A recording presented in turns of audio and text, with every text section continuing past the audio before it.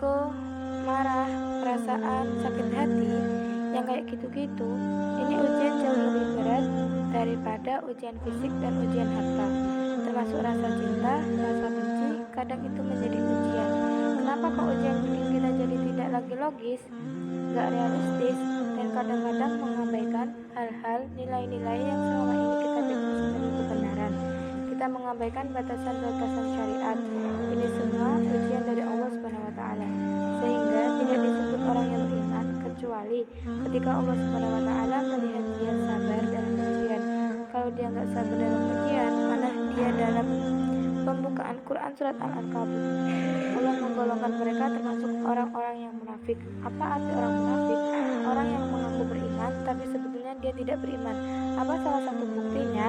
Dia tidak sabar. Jadi, kalau kita menilai diri kita mukmin atau munafik, dan ini bukan materi untuk menjudge orang lain, oh ternyata dia itu munafik, bukan.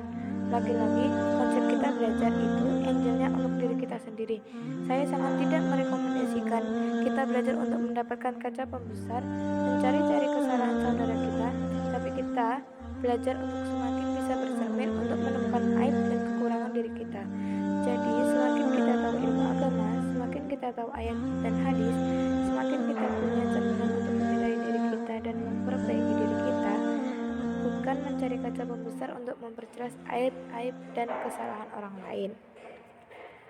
Kalau kita ingin menilai diri kita orang yang mukmin atau munafik, caranya lihat aja kita sabar gak nih, terutama dalam masalah emosional, dalam masalah ego, dalam masalah marah, dalam masalah maaf hawa nafsu, dalam masalah perasaan cinta, dalam masalah benci segala macam, masih bisa nggak kita adil? Bahkan kepada orang yang kita benci, adil kepada orang yang kita benci, adil kepada musuh sekalipun. Bahwa jangan sampai kita gara-gara nggak suka kepada seseorang, kita berlaku zalim kepada dia. Jangan.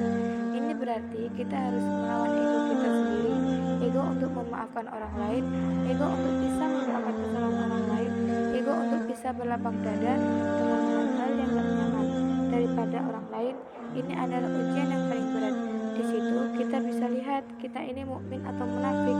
Kalau gak pernah sabar sama sekali dalam masalah ego, dalam masalah emosional, berarti jangan-jangan kita tergolong di antara orang-orang yang kata Allah, wa ma hum bimu'minin. Mereka bukan orang yang beriman. Kata Allah di Quran surat Al-Ankabut, mereka itu adalah wala ya'lamanna alladziina aamanu wa la ya'lamannal munafiqiina. Orang yang munafik. Naudzubillah. Kalau kita pernah sabar terhadap emosi kita, sekarang kita lihat sesering apa kita sabar terhadap emosi kita.